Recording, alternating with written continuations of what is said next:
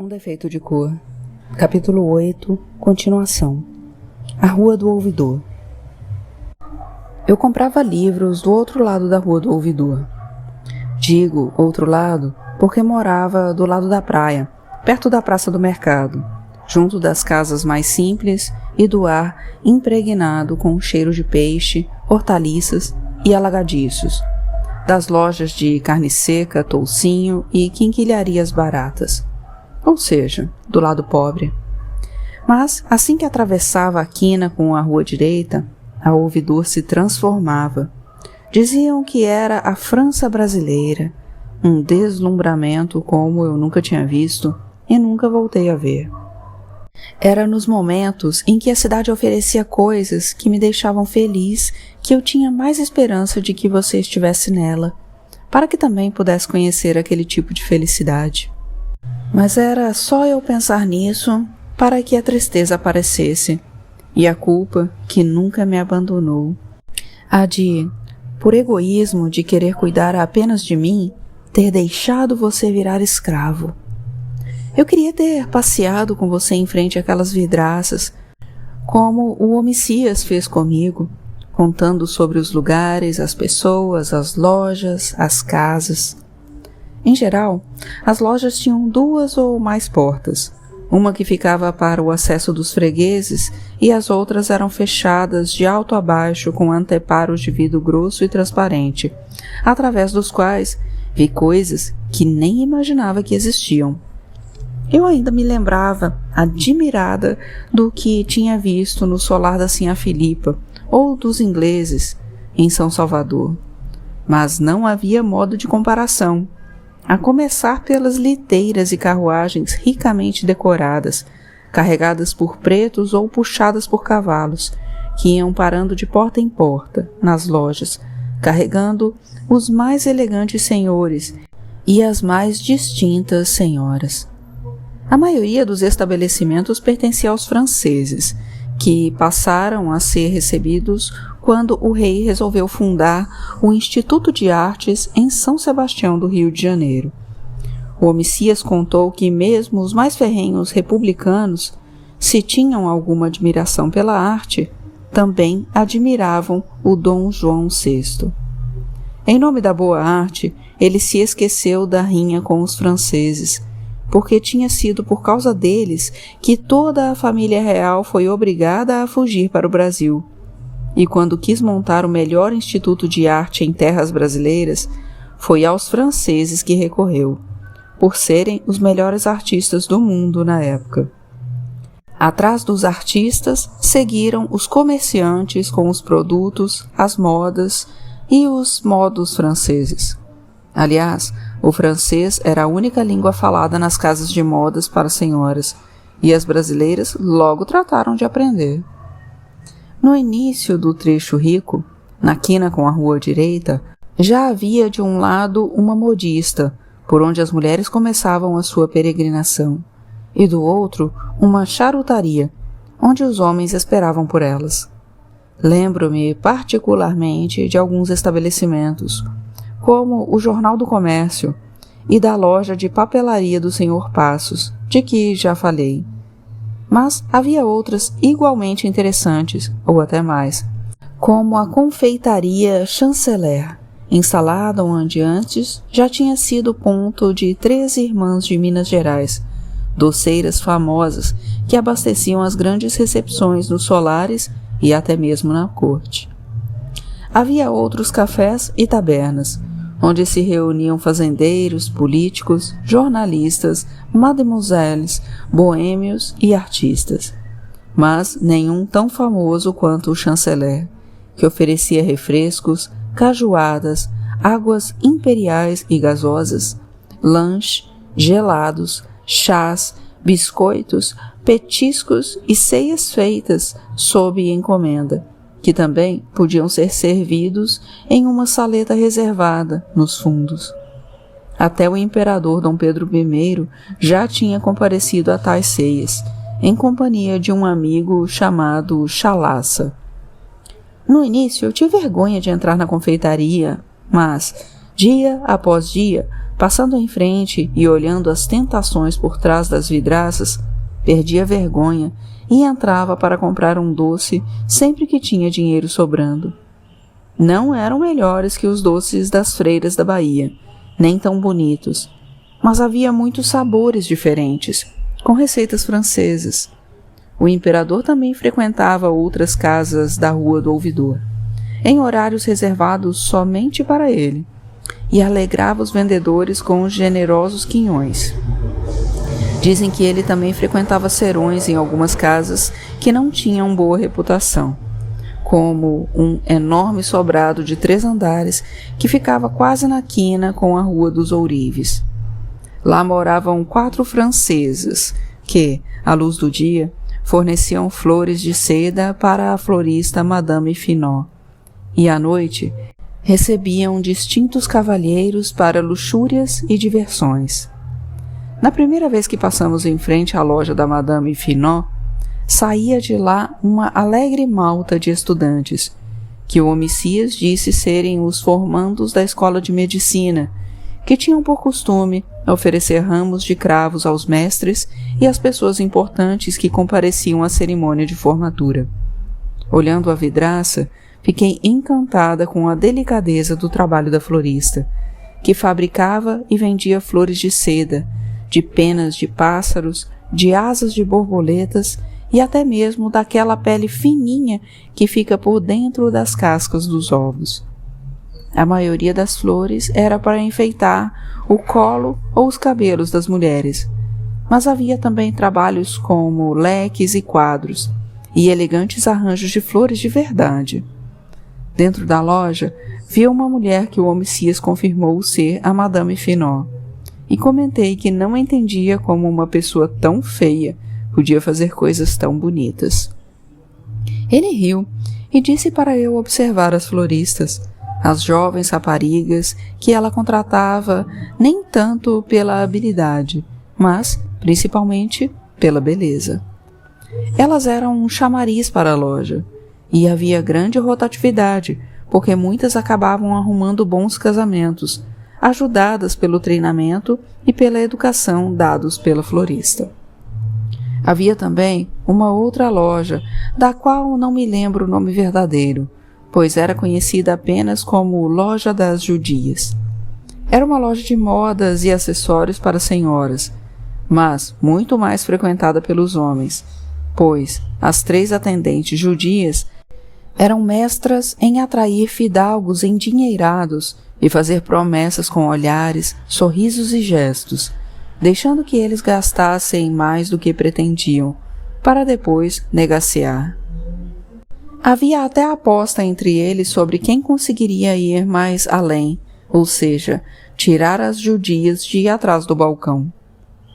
Quando se falava em flores, o principal nome da Rua do Ouvidor era o da Madame Finot, mas quando o assunto era moda, todos falavam da Mademoiselle Joséphine. Durante muito tempo, foi ela quem determinou o que seria ou não usado pelas senhoras e senhoritas de São Sebastião do Rio de Janeiro. Era ela quem vestia a imperatriz e, portanto, tornou-se a mais desejada modista entre todas as modistas da província.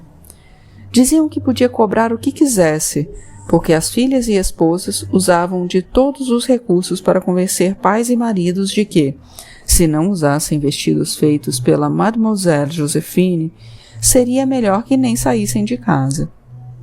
Seu nome era tão conhecido e ela ganhava tanto dinheiro que, depois de casada, convenceu o marido de que não era prudente começar a ser chamada de Madame. O Homicias comentou que as más línguas diziam que muitas e muitas safras de café ou de cana já tinham sido trocadas pelas criações de Mademoiselle Joséphine, porque a aparência das esposas e das filhas contava muito para assegurar a boa saúde financeira dos seus provedores. Depois de achar que já estava rica o suficiente, a francesa voltou para a terra dela e muitas outras tentaram tomar o seu lugar, mas nunca conseguiram. O Homicias disse que, antes dela, uma outra modista também tinha conseguido grande prestígio, a Madame Saisset, mas, por vergonha das constantes bebedeiras e dos vexames do marido, ela teve que voltar para a França. Onde antes ficava o ateliê da Madame Saisset, foi aberta a loja de tecidos e acessórios do senhor Wallerstein, que vendia as melhores sedas, os mais lindos leques e os mais elegantes chales. As senhoras confiavam tanto no bom gosto do senhor Weinstein que compravam a seda e deixavam que ele escolhesse a modista e o modelo, pois, com certeza, seria o mais elogiado dos salões importantes da corte. Algumas lojas tinham produtos até mais bonitos, de melhor qualidade e mais baratos que a loja do Sr. Wallerstein, mas não tinham o mesmo prestígio, pelo qual ele cobrava muito caro. Lembro-me também de um letreiro escrito Fábrica de Fundas. Fundas era um aparelho para contenção de hérnias do Vanet, diante da qual o homicida se atrapalhou todo para me explicar para que serviam as tais fundas. Fabricadas em ouro. Outra casa anunciava a venda dos melhores charutos cubanos, a loja do Bernardo, ponto de encontro de senhores elegantes. Muitos deles eram de outras províncias ou de fazendas no interior, e se espalhavam pelos hotéis da Rua do Ouvidor e imediações. E alguns tinham até quartos cativos. Havia também 2 ou 3 lojas de litografia, e nelas senhores ou senhoritas tocavam piano e outros instrumentos para atrair os fregueses e mostrar as peças, entre as quais havia muitas modinhas e até mesmo lundus. Uma dessas lojas ostentava com orgulho uma tabuleta pendurada do lado de fora da porta, dizendo que fornecia música para SMI. Era Sua Majestade Imperial. Lembro-me também de uma outra tabuleta com a inscrição Cabeça de Ouro, uma loja de cabeleireiros onde se faziam penteados e que vendia tranças crescentes.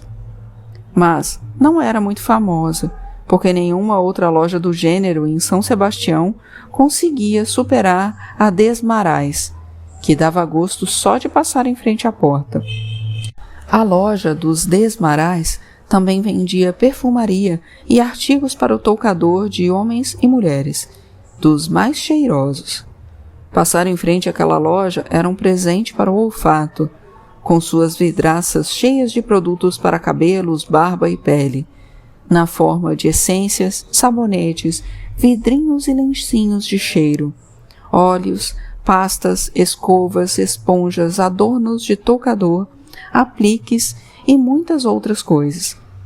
Engraçados e interessantes eram os pentes, que se chamavam trepa-moleques, ou seja, penteados enormes feitos com cabelo de verdade, em torno de pentes maiores ainda, que as mulheres tinham que equilibrar em cima das cabeças, como nós, os pretos, fazíamos com os cestos, as trouxas e os pacotes que carregávamos. A loja também tinha cabeleireiros que ditavam as modas para as mulheres e para os homens, que muitas vezes iam lá todos os dias colorir os fios brancos, disfarçar a calvície, fazer escovinhas, avivar os cachos ou fazer um penteado que se usava muito na época, chamado de aromântica, o preferido dos homens estudantes e dos velhos que queriam se passar por jovens. Eram vaidosos os homens daquela cidade, e o Homicias contou que alguns chegavam a dormir com papelotes, como faziam as mulheres. Eram 2 os irmãos Desmarais, e um deles era muito simpático, não se incomodando com quem simplesmente ficava a olhar do lado de fora, como era o meu caso. Quando passou a me reconhecer, sempre cumprimentava com um bonjour e, um dia que eu estava muito bem vestida, chegou a me chamar de Madame. Aliás, acho que aquele era o meu trecho preferido da rua, porque logo em frente ficava a livraria do Sr. Mongy. O Sr. Mongy também era francês e tinha se mudado para o Brasil com a ideia de fazer tanto sucesso quanto o pai, que tinha uma livraria em Paris. Acho que era muito amigo do Sr. Desmarais, pois, muitas vezes, vi os 2 conversando, cada um da sua porta. Na primeira vez que entrei em sua loja, o senhor Mongi estava conversando com 2 senhores e tentei permanecer o maior tempo possível lá dentro, prestando atenção ao que diziam, mas também para me decidir, pois não sabia o que comprar. Os livros que eu tinha comprado em São Salvador eram indicações do Padre Reis, mas foi me lembrando daquele quarto que ele tinha, onde os livros tinham uma certa ordem, divididos por autores ou por assuntos, que consegui encontrar o que procurava, os livros de histórias. Espantei-me com o preço, mas saí feliz com meu livro e mais feliz ainda comigo mesma, pelo que tinha acabado de fazer. Quando voltei, pouco mais de uma semana depois, o próprio senhor Mongi foi falar comigo, perguntando para quem eu comprava livros. Eu adorei que ele tivesse perguntado aquilo, porque me orgulhava de contar para as pessoas que sabia ler. Ele não me pareceu muito espantado, ou então foi suficientemente educado para não parecer, e perguntou que tipo de leitura eu gostava. Abriu um meio sorriso enquanto eu tentava me lembrar de nomes que pudessem me impressionar.